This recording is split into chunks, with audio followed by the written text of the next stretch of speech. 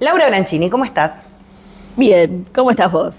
Yo bien, acá con entusiasmo de aprovechar esta fecha, 3 de junio, para ponernos un poco a hablar de la realidad del feminismo, quizá también poder hacer un recorrido histórico a 11 años de este 3 de junio del primer Ni Una Menos.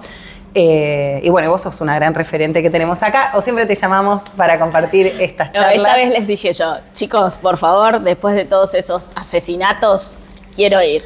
Pareciera, viste, que se acerca la fecha y explotan más casos que en realidad es que toman relevancia pública, porque si vamos a las estadísticas, asesinan a una mujer cada 31 horas, entonces no es que justo ahora que se acerca la fecha aparecen, sino que toman mayor relevancia pública, también por lo dramático de la situación, ¿no? Estamos hablando, por ejemplo, en esta última semana de una nena de 14 años, o en el último caso que también tomó mucha relevancia pública, esta mujer en Temperley, que la policía estando en la puerta, ella pidiendo un auxilio, la policía estando en la puerta, nadie la ayuda. Entonces nos hace, como mujeres, una dice, bueno, ¿cómo nos cuidamos si no es entre nosotras? Creo que aparecen un montón de preguntas muy interesantes para ir haciéndonos. Sí, ambos casos son muy interesantes para estudiar, no en esta semana, pero sí después. Lo de Temperley, que no salió en ningún medio, lo estuve buscando y salió muy poco, salió en medios más, de Instagram y demás. Es un caso muy loco porque, bueno, la policía tiene un abordaje para este tipo de denuncias y no hicieron absolutamente nada de eso. Tocaron timbre en la casa, atendió el femicida, le preguntaron, ¿hay una llamada del 911? Nosotras tenemos compañeras en Temperley que cuando cuentan esto de, hay una llamada del 911, hay alguien acá que llamó al 911, y te atiende el tipo y le dices, no, pero usted está con alguien, sí, estoy con alguien. Bueno, ¿por qué no la llama? Y delante de él le preguntaron, ¿vos llamaste al 911? Y ella dice que sí. Y ella dice que sí. Porque no es que dice que no, digo, señor, está todo bien. Adelante del tipo que te está agrediendo, la policía te pregunta, ¿vos llamaste al 911? Que a mí me gusta mucho. Ni siquiera te retira. O sea, a mí me gusta mucho, viste, cambiarlo. Como decir, bueno, ponele que el delito no es la violencia de género o no está en riesgo la vida. Te están robando. Es como que le preguntes al ladrón, golpean la puerta y dicen, ¿usted tiene secuestrada y está por robar esta familia? Sí. No, señor policía, yo solamente... Claro. Es como que no tiene sentido cuando uno... No, es que por eso, digo, no respetaron ningún protocolo de los que claramente existen, ¿no? Preguntarle adelante del agresor, usted está bien, bueno, entonces le creo. Entonces me voy, no sé. Bueno, creo que acá pones una palabra que es terrible, que es le creo, y creo que mucho del reclamo que hacemos las mujeres hoy en día es que el desacreditamiento que tenemos ante las autoridades, ya de por sí muchas veces lo tenemos en nuestros campos laborales, en nuestra vida cotidiana, pero qué complejo cuando una madre que su hija no está apareciendo va y hace la denuncia y enseguida se fue con un noviecito, o se quita el valor de lo que está pasando, como diciendo, bueno, es una nena, es una mujer, seguro, no sé, eso, se fue con un noviecito, o si el varón violento dice que no pasa nada, y la voz de la mujer queda como en un segundo plano. ¿No? Como que no logramos tener esa igualdad de decir, che, te estoy diciendo que llamé yo al 911. Sí. Y para mí lo más grave de eso es que lo conversaba ayer con unas mujeres de acá de Giles. Salió ayer, antes de ayer, no sé, en una página local que la verdad no sé quién la escribe porque no tiene nombre. Algo así como, ¿quién controla a las mujeres? ¿Quién controla a las nenas de 14 años? Sus padres tienen que controlar. Y todo un relato de un joven periodista acusando a una niña. Y yo veía los comentarios abajo y ves que gente dice, che, pero ¿por qué le estamos pegando a esta nena? De hecho, su madre, la podemos cuestionar o no, pero fue la que dijo, esto está mal, acá pasó algo, con su padre tuvo un problema. Digo, es como, eso está muy instalado y eso está instalado en todos lados. Porque además, para mí, los lugares, por lo menos, qué sé yo, a nivel local, son pocos los lugares que tienen la mirada femenina, son pocos los medios que tienen la mirada femenina. Y eso es sumamente grave también, porque entonces, desde el lugar de poder, desde el lugar en donde vos estás, desde el lugar de hombre, es difícil que vos puedas entender de lo que te estamos hablando. Es difícil que vos puedas entender lo que significa caminar por la calle y que una persona se te acerque, se te tire encima, te diga algo sobre tu cuerpo, te quiera tocar, te sientas... Es muy difícil si no lo atravesaste. Y eso no te lo puede contar nadie, porque, o sea, te lo puede contar, te lo puede contar de la manera más que te interpele profundamente. Pero no lo vas, o sea, no vas a atravesar nunca esa situación. Y sí, claro que nosotras sabemos que existen casos inversos y que existen personas que abusan de niños y son mujeres, pero claro que sí, pero vean las estadísticas. Porque yo hace tiempo que no veo ningún caso que diga que una mujer mató a un hombre, lo descuartizó, lo puso en una bolsa, lo llevó a un descampado, lo quiso enterrar y como no lo pudo enterrar, lo quemó. Sí, o que drogaba a su pareja para abusar de ella mientras estaba dormido, como un montón de cosas que estamos acostumbrados a escuchar sobre el tratamiento que se hace al cuerpo femenino, que no pasa a la inversa. Me acuerdo del año pasado cuando se había estrenado Viudas Negras, que Malena Pichot compartía que a ella le parecía un fenómeno loquísimo, este concepto de mujeres que entran, te drogan para robarte, y que a la vez decía... Me flashea porque hasta teniendo la instancia del cuerpo ahí drogado, está bien, o sea, no estoy reivindicando ningún tipo de robo que no se malinterprete, pero no está ahí ni siquiera el abuso al cuerpo, como no es una instancia, es más, te saco un capital económico, material, un bien material. Pero no existe ese ensañamiento con el cuerpo. Me interesa mucho un planteo que hace Rita Segato, que ella es una antropóloga y feminista muy interesante, que invito a que escuchen conferencias de ella, que habla de que en general... estas situaciones no tienen que ver con un posicionamiento de varones entre varones, de demostrarse ciertos poderes más entre varones que hacia la mujer. ¿La has escuchado? ¿Opinás? ¿Qué opinás al respecto? Sí, ahora yo estoy escribiendo mi tesis de maestría, que es una sistematización de un espacio feminista de Giles que armamos cuando yo volví a Giles de estudiar. Y bueno, eso fue interesante, era un espacio que realmente se gestó y que tomó además de las mujeres que no sé si se decían feministas, pero sí que habían trabajado con otras mujeres y habían trabajado un poco una mirada con esta perspectiva, y la estoy leyendo porque obviamente es una referencia, como Dora Barrancos, que también es una referencia. Yo necesitaríamos 5 programas para sí, esto es un especial directamente. Esto es un especial, pero creo que, por ejemplo, el objetivo de la marcha de hoy, de la movilización de hoy, tiene que ver un poco con eso. Tiene que ver con, señores varones, empiecen a pensar cómo se están comportando. Empiecen a preguntarse qué dicen entre ustedes, cómo naturalizan que le miren el culo a una mina y digan, qué bueno, no, esa cosa. Empiecen a todavía pensar, no se comprenda empiecen a pensarse desde ese lugar. Y empiecen a decirse, che, eso no está bueno. Empiecen a decirse eso no está bueno, porque eso también los va a sacar de ese lugar que creen que tiene poder, ¿no? Vulnerarse un poco, ponerse un poco en el lugar del otro, correrse de ese lugar que creen que es de poder, de masculinidad, de fuerza. Sí, mirá qué capo soy porque le saqué a escondidas una foto a una chica en el gimnasio y se la comparto a mi grupo de amigos, por ejemplo. Ahí tiras un temón que es no, pero la violencia digital. Sé, lo escucho, lo veo, digo, como no es algo que uno lo está inventando. Bueno, pero la violencia digital es una cosa que ahora se está intentando legislar o se presenta un proyecto de legislación porque es una locura. Lo que hacen con una foto de una persona transformada a través de la inteligencia artificial es un daño que no te imaginás. Y eso es un tipo de violencia. Ayer damos una charla en el programa Fines y una persona me dice, pero al final todo es violencia.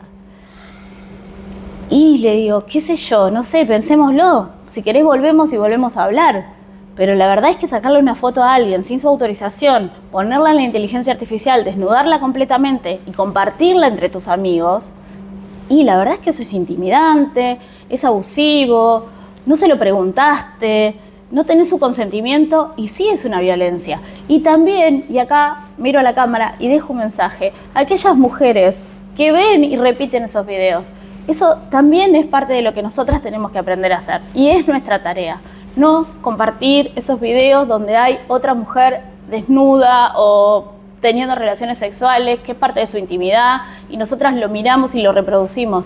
Eso también es parte de nuestra tarea. No solo es defendernos, cuidarnos, decir que nos están violentando, sino también no reproducir eso que nos hace un montón de daño y que le hace un montón de daño a otra, por más que no la quieras, que no te la banques. Cuando veo en Giles que está pasando mucho estas peleas de adolescentes afuera de la escuela, en la que la mayoría de las veces son chicas tirándose los pelos, gritándose, y se divierten, y vuelvo a esta página que no sé quién la hace, que todo el tiempo suben esas cosas de chiquitos de Giles peleándose en la escuela o chicas peleándose. Digo, ¿por qué ponemos acá y reproducimos todo el tiempo esto? O sea, empecemos también a pensar, bueno, ¿qué es lo que yo puedo hacer? Desde mi lugar, ¿no? ¿Cómo me corro de esto que decís, esta profundidad de Rita Segato que no la vamos a alcanzar? No, pero me interesa esto que vos decís. Bueno, yo como comunicadora, y retomo algo que decíamos al comienzo, me parece importantísimo cuando abordamos estas temáticas hacer preguntas correctas. Por ejemplo, esto de no revictimizar a la víctima. No le caigo a una nena de 14 años, sino un adulto que encuentra en una nena de 14 años la instancia de, no sé, de violarla, de asesinarla, de descuartizarla. Me interesa más saber qué pasa en la cabeza de ese adulto. ¿Qué pasó con los padres de ese adulto, de última, que de una nena, ¿no? Como que creo que muchas veces nos equivocamos en las preguntas o en el foco. Entonces, por eso se desvirtúa después el análisis que podemos tener. Si vamos solamente a caer por qué la nena o por qué la mamá, como si fueran las únicas responsables del cuidado que tenemos que tener, y nunca estamos preguntándonos, che, ¿qué pasa con ese varón? ¿O qué pasa con esos varones? Que siempre se los demoniza. ¿Qué pasa con ese fiscal? Bueno, que felicita a perros. ¿Qué pasa con él? Porque ahí también, o sea, ese señor tiene una responsabilidad, claro.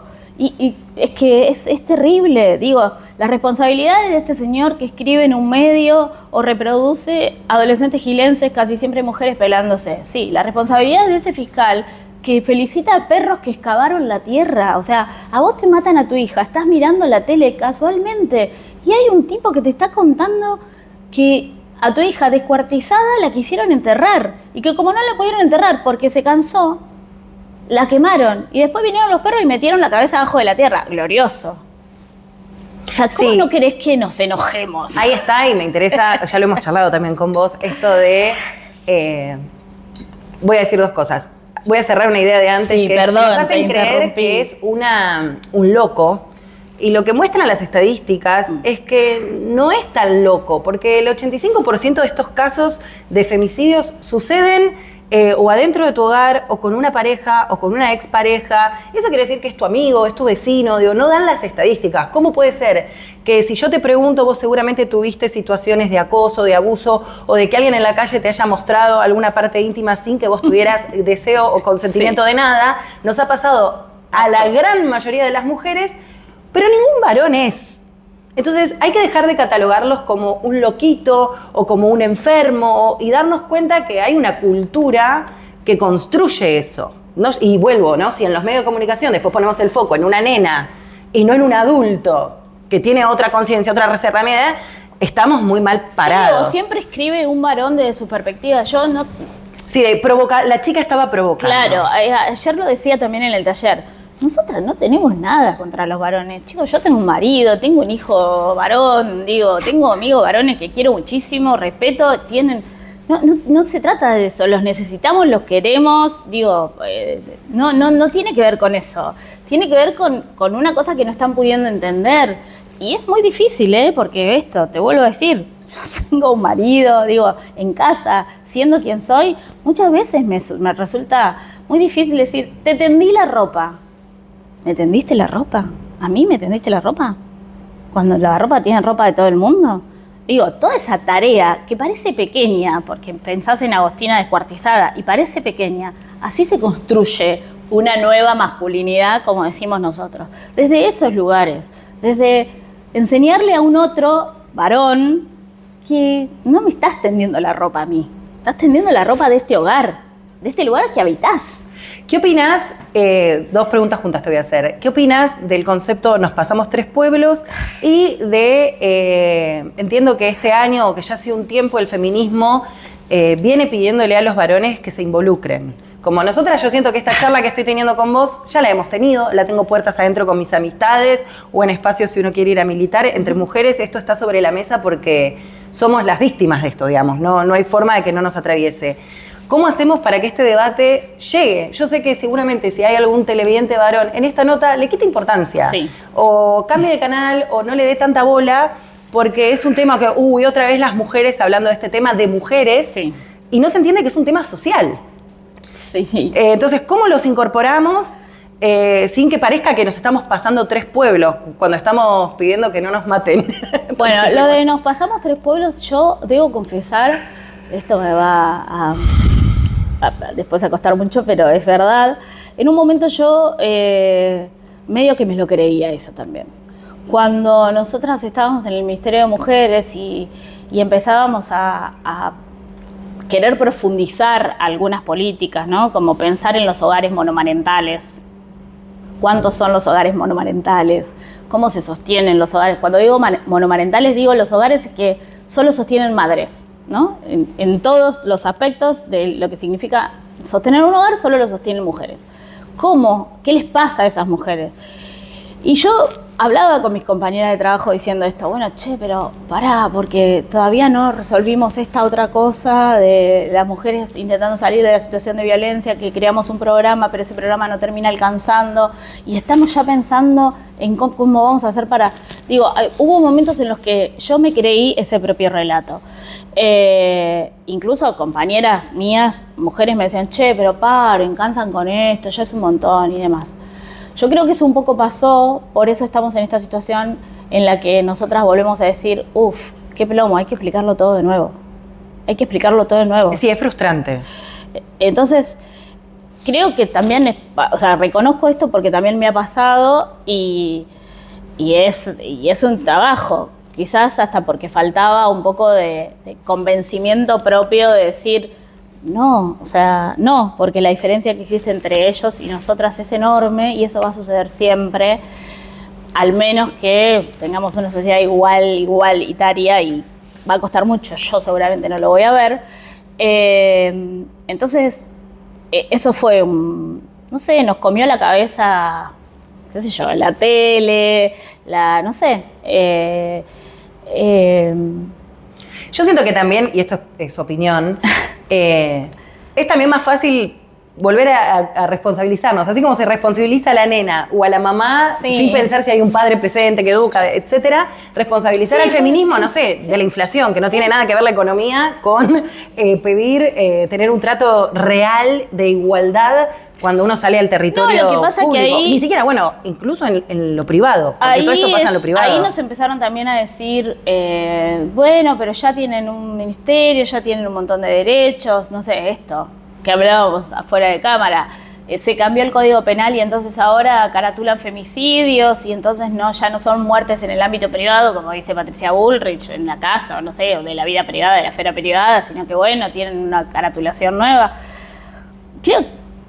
Entiendo yo que es parte de la dinámica también de la vorágine de la vida, eso.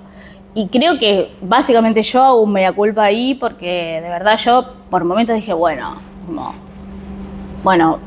sostengamos todo esto que tenemos, que no era todo esto que tenemos, era como un piso mínimo de cosas que necesitábamos, que estaban súper atrasadas.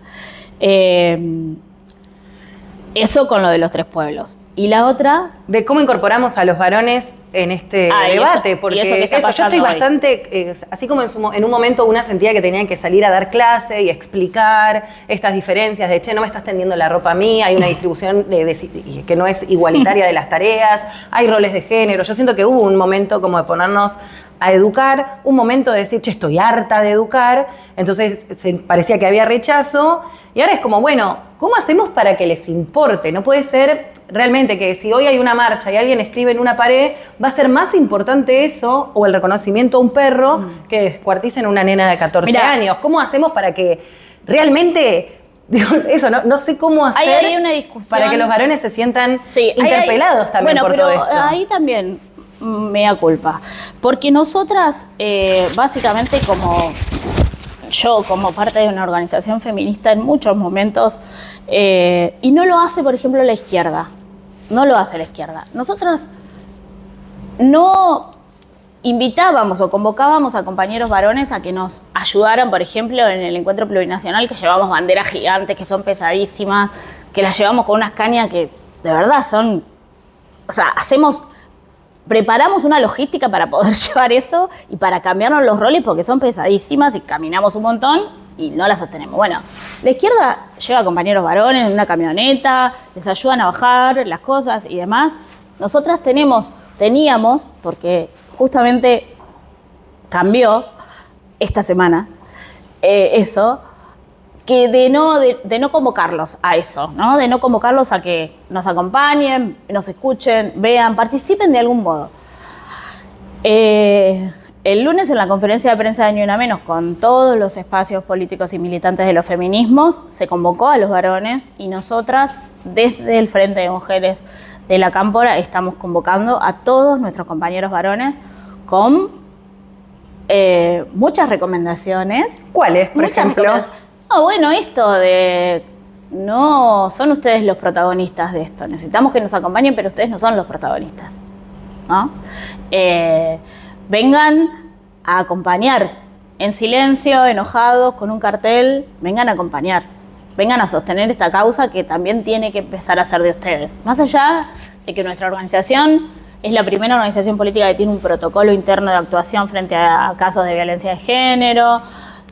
Nosotros tuvimos un momento histórico en nuestra organización, que fue cuando, hubo denuncias para el interior de la organización y esas denuncias las tomaron compañeras que hoy son muy criticadas simplemente por ser mujeres, como es Mayra Mendoza. O sea, hay un odio a Mayra que no se entiende.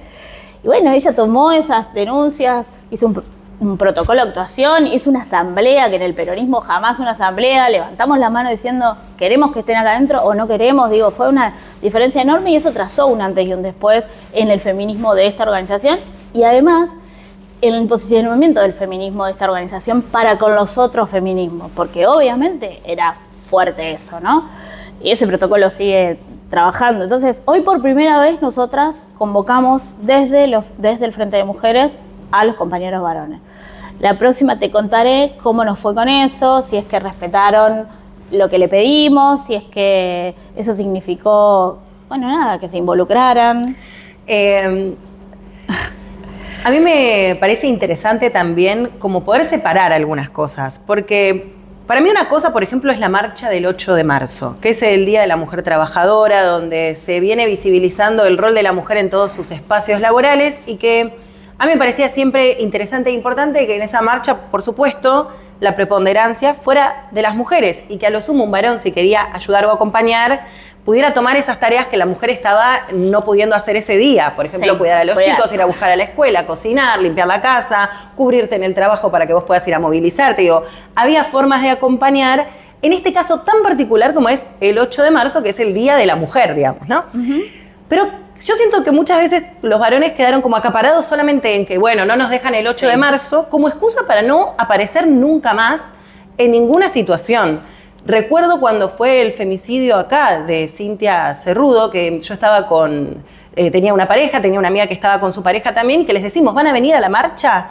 No, si quieren las acompañamos. Sí. Y no lo estás haciendo por mí, es una vecina tuya. Sí. Esto le pasó a la comunidad, no a las mujeres.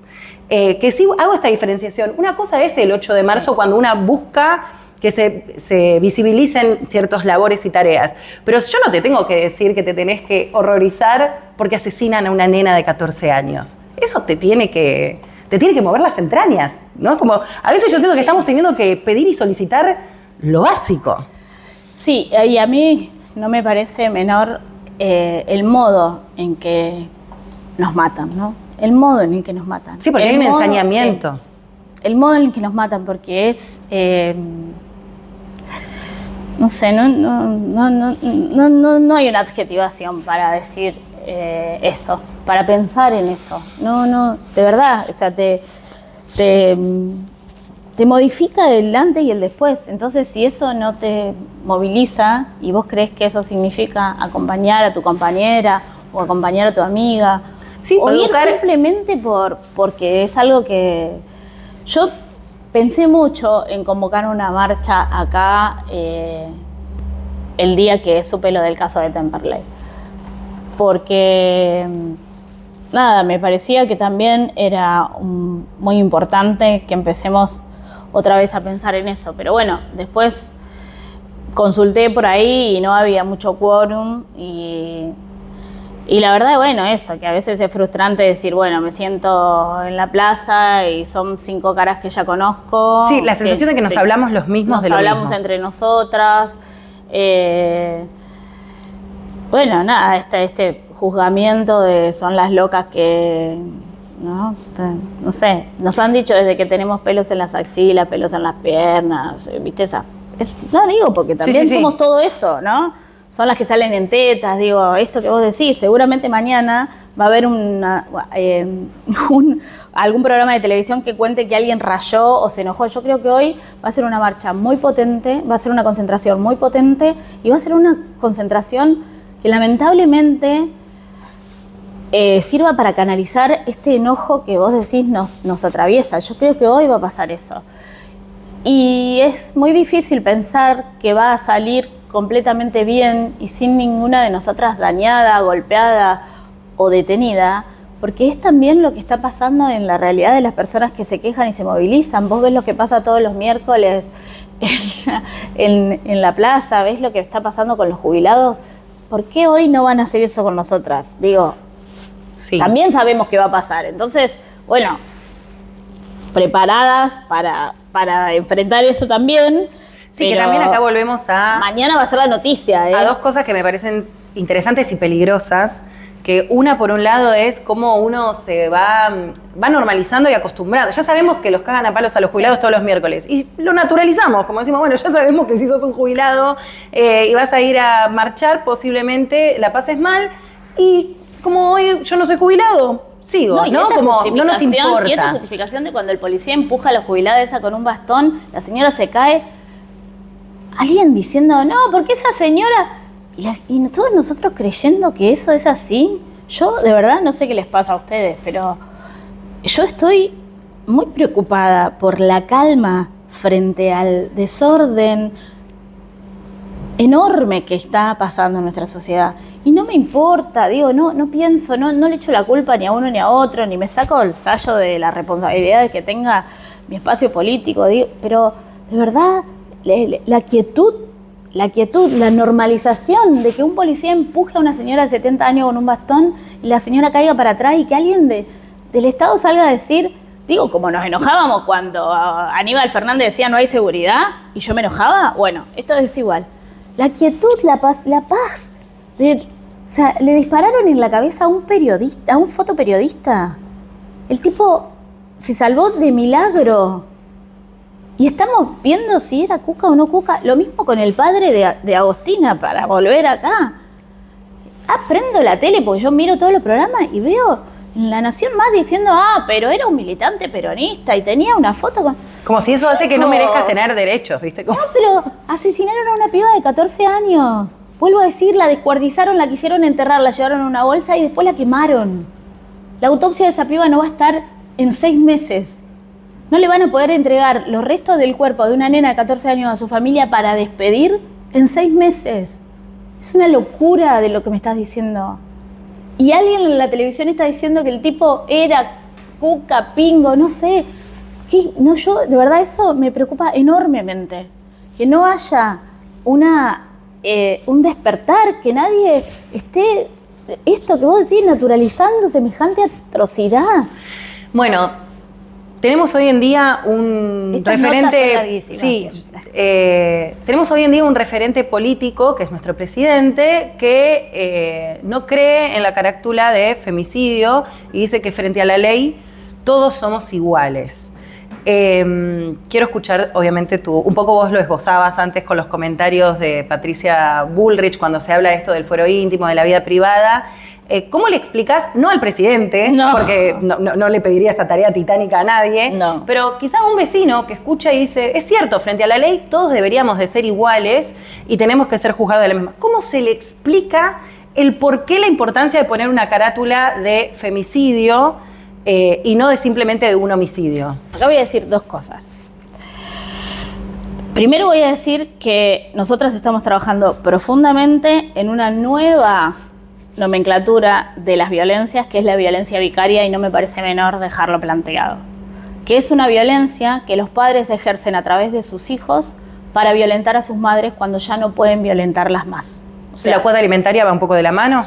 Puede ser, la cuota alimentaria No te, es doy una de esas, no te doy plata, te dejo sola con el pero sostenimiento. hay padres que han asesinado a sus hijos, que han abusado de sus hijos, que han secuestrado a sus hijos. El caso de Casu, para las pibas jóvenes que sigan esta nota, si alguna la sigue, es uno de ellos. Entonces, digo, se están incrementando las definiciones y las particularidades porque hemos avanzado en un montón de cosas y una de ellas es la incorporación del femicidio en el Código Penal.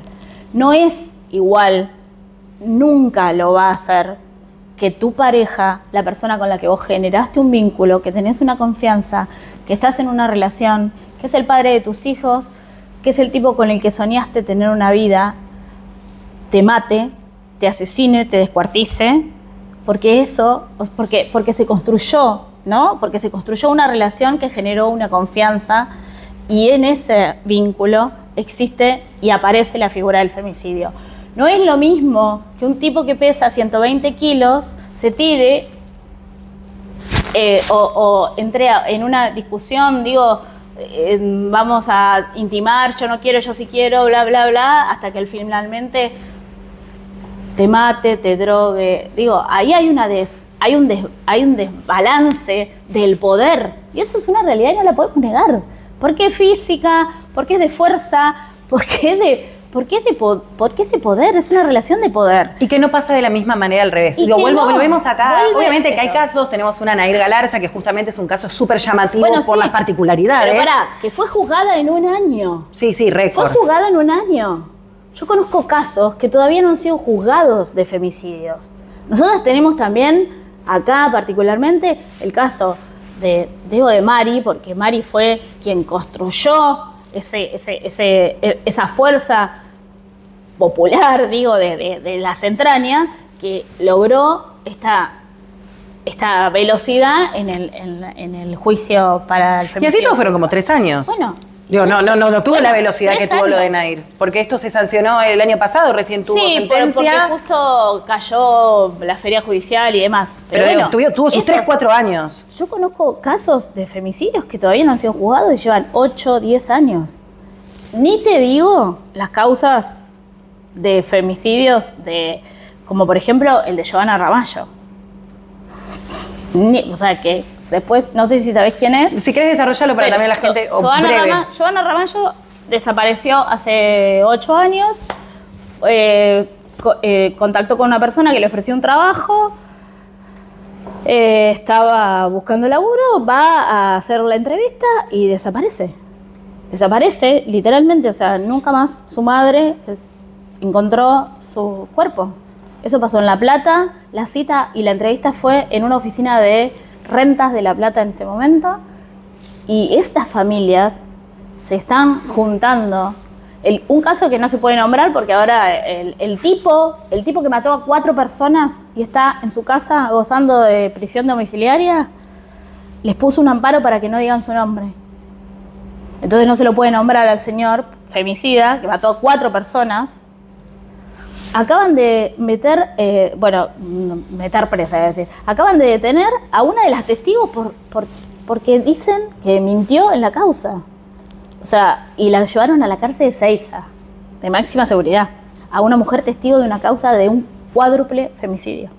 Esto abre la puerta a las denuncias falsas, que estadísticamente son un 0,1%, y me llama mucho la atención que es un tema que estamos preocupadísimos, que vemos que hay diputados, senadores, tratando de armar leyes para que no haya más denuncias falsas, siendo que realmente la estadística es bajísima y no tan preocupados por responder correctamente a todas las denuncias reales que existen. No sé cómo ser concreta, porque si hay algo que no sé es ser concreta, pero te puedo explicar rápidamente qué pasa con eso. Porque quienes están detrás de esa construcción de leyes y de ese proyecto, o sea, de esa construcción material y de ese proyecto, son 3 abogados que son defensores, por ejemplo, se puede googlear también, del ginecólogo violador y abusador de sus pacientes de Lomas de Zamora. Un tipo que acaba de ser enjuiciado porque tiene 14 denuncias de violación a sus pacientes en su consultorio. Bueno, una de los abogados que está haciendo, como se dice, el lobby, ¿no? Que está como trabajando y convenciendo, es el abogado de ese personaje, de ese doctor. Y hay 2 más que son casos, o sea, del mismo grupo de abogados que defienden a ese tipo de gente. Entonces, eso es una construcción que tiene un objetivo. Totalmente, pero que lo podemos comprender eso, a nivel político y uno tiene, que está buenísimo esto que vos digas, che, ¿quién es el que está? Es como cuando uno lee una noticia, decís, bueno, ¿quién me la escribe? ¿Qué intereses tiene, no? Sí. Acá vos decís, bueno, ¿quién está propulsando esta ley? ¿Qué intereses tiene? Pero creo que lo importante es nosotros, pero no existe, como ciudadanía, claro, darnos cuenta de que nos están corriendo el foco. No existen denuncias, básicamente no existen falsas denuncias. El Observatorio de Violencia de Género, que es con el que nosotras más o menos miramos cosas, esto que decís vos, vamos a agrandarlo porque ni siquiera es el 0,01, pero vamos a decir que hay un 1% de falsas denuncias. No sé, ni siquiera sé cómo las encuadran a la falsa denuncia, pero bueno, sí, es así. Y vos escuchás mucho, yo he escuchado mucho hoy a personas diciendo, y acá me meto en un tema súper escabroso, personas diciendo, ay, pero ¿y el caso de Lucio Dupuy? Bueno, sí. Hablemos del caso de Lucio, si querés, comparémoslo, pensémoslo. ¿Cuántos casos? Yo no quiero que parezca que las mujeres somos todas unas santas que no suceden, que no existen las violencias. Digo, no va por ahí, por eso también creo que muchas veces, para poder hablar de estos temas, traemos estadísticas, porque es desde ahí donde uno lo saca de la particularidad de, bueno, tengo una amiga o tengo un familiar que quizá, no sé, lo llevamos a una estadística más grande y ahí nos damos cuenta de la diferencia que hay en cuántos Lucios hay y cuántas pibas descuartizadas hay, ¿no? Por ejemplo, aunque estamos comparando cosas disímiles. No, sí, que no tienen comparación, pero bueno, a veces uno también trata de ponerlo ejemplo. Yo siempre trato de poner ejemplo porque me parece que es el modo en que se comprende, o de ponerme a mí en ese lugar, ¿no? Como me parece que eso se comprende mucho más. La verdad es que hay todo un engaño en relación a esto que viene un poco de la mano de lo que decíamos hoy de nos pasamos 3 pueblos, ¿no? Bueno, sí, me pasé 3 pueblos, pero mirá lo que está pasando. Viene un poco de la mano de eso y del concepto de desconozcamos los derechos. Vuelvo al taller de ayer. Yo ayer terminaba el taller diciendo, miren, no hay mucho que nosotras le podamos compartir. Lo que sí es importante que ustedes tienen que saber es que tienen un derecho, que es, por ejemplo, aunque esté desmantelada, algunas personas siguen atendiendo la línea 144. Entonces, si sos víctima o atravesás una situación de violencia o alguien te está acosando, llama al 144. Esas denuncias, esas llamadas son anónimas y quedan registradas, a pesar, vuelvo a decir, de que se desmanteló casi completamente esa línea. De cualquier manera, hay atenciones en algunos horarios. Ahí no tenés que decir tu nombre, no tenés que decir quién sos, podés denunciar incluso algo que estás viendo raro en la casa de al lado de tu casa. Digo, esos quedan registros ahí que seguramente a una persona que está atravesando una situación de violencia le van a servir. El segundo derecho, todas las personas que atraviesen una situación de violencia y vayan a hacer la denuncia pueden solicitar, tienen derecho a solicitar un perímetro. Que nadie te diga cuando te toma la denuncia por violencia de género, no, en este caso no vamos a conceder un perímetro. Acá se suele hacer, porque es un pueblo muy chico, se suele hacer un perímetro de 100 metros. Los perímetros comúnmente no sirven, son muy difíciles de controlar, pero tenés derecho a solicitar el perímetro cuando vayas a hacer una denuncia. Tenés derecho a ir acompañada a hacer la denuncia y tenés derecho a que alguien se quede todo el tiempo, alguien de tu confianza, alguien que te genere seguridad, todo el tiempo se quede con vos haciendo la denuncia. Y por último, si vas al hospital y entras porque alguien te pegó, te maltrató o tuviste una situación de violencia, el médico que te atienda tiene la obligación ética de llamar a la policía y decir que vos estás diciendo que fuiste víctima de una situación de violencia. Entonces son 3 cosas fundamentales que me parece que para mí en este momento son las cosas que tenemos que saber. Los derechos son para garantizar el bienestar de las personas, no es un cuento, no es un relato, como por ahí nos quieren hacer creer. Y esos son 3 derechos que a nosotras nos costaron un montón de tiempo y un montón de muertas conseguir. Entonces, si vas a hacer la denuncia a la comisaría, pedí un perímetro y que te lo den. Y trata de que sea mayor a 100 metros, porque 100 metros es poco. Y 100 metros es una cuadra, y volver a ver a una persona que te pegó, te golpeó, te violentó económicamente, a uno le genera un miedo, Sí, eso, ¿no? entre que ya el habitar el espacio público es diferente para un cuerpo femenino que para uno masculino, imagínate si en ese espacio público encima está la persona Sí. que te hostiga. Y que además es muy, bueno, como decimos, es muy difícil poder detener o comprobar que alguien está rompiendo el perímetro. Laura, vos me comentabas también que se viene tratando de sancionar una ley, entiendo que provincial, por el tema de cuando no se cumplen los perímetros. Hace muy poco también circulaba en redes un video donde veíamos a un varón acosando a su expareja, una mujer que le había puesto un perímetro arriba del auto prácticamente, golpeando el vidrio, con unas amigas, amenazándola. Porque vos recién decías todos estos derechos que tenemos, pero también pasa mucho que hay muchas mujeres que dicen, ¿para qué me voy a exponer si después quizá no pasa nada? O al contrario, hace que la otra persona se enoje aún más conmigo y entonces me pone en un riesgo mayor. Entonces me da más miedo denunciar. Sí. Y si encima voy a poner un perímetro que no se cumple, hay como un sinsentido de para qué hacerlo si después la justicia no hace nada, ¿no? O estás 20 días detenido como... O sale diciendo que el perro es genial. Claro, entonces uno dice, bueno... el proyecto es un proyecto de modificación del Código Penal Provincial. Fui aprendiendo eso porque hay códigos penales provinciales y nacionales. Del Código Penal Provincial, obviamente la provincia de Buenos Aires, que tiene como objetivo buscar la detención, ¿no? Que esté detenido aquel hombre que rompe el perímetro que fue impuesto en reiteradas ocasiones. ¿Qué es lo que sucede, no? Que vos llamás para decir que el tipo está cerca de tu casa cuando no debería hacerlo. Hay una cosa que también me parece grave que está pasando y que la podemos conversar cuando quieras, es también que muchos hombres están usando la denuncia actualmente para ponernos un perímetro ellos a nosotras. Eso también está pasando, es una situación muy grave que está sucediendo y en muchos casos la justicia le concede a los varones injustificadamente un perímetro de nosotras hacia ellos. Eso está pasando mucho, no sé, es la vuelta del uso de la justicia, que también sucede. Pero el protocolo de esta ley que se presentó el lunes, entiendo que va a empezar a girar en comisiones y veremos después qué es lo que sucede. La impulsa un hombre. Bueno, contame un poco cuáles son las actividades que vienen o a qué nos vienen convocando. Siempre junio tiene eso, son las excusas para hablar de esto, para visibilizar, para encontrarnos, para debatir. ¿Qué acciones están pensando? Un poco contabas de estas capacitaciones o charlas que tuvieron ayer. Sí, estamos haciendo, desde toda la semana.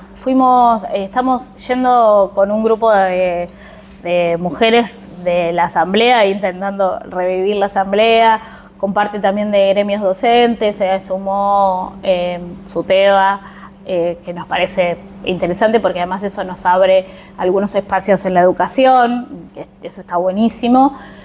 Fuimos al programa Fines el lunes, ayer, hoy, también van otro grupo de compañeras a dar un taller sobre vínculos violentos, básicamente. Esto un poco que charlamos, de esta naturalización de que tu novio te pida que le compartas tu ubicación, que tu novio o tu novia te pida que le muestres o le pases la clave de tu celular, que creas que está bien o aceptes como que está bien que te celen, que te controlen, que te digan que no te tenés que juntar con ciertos amigos, ¿no? Un poco volver a hablar de esto que en esta generación también está como muy naturalizado, que quererte es compartirte en mi ubicación todo el tiempo, ¿no? Tenerte en el registrarte. La hipervigilancia.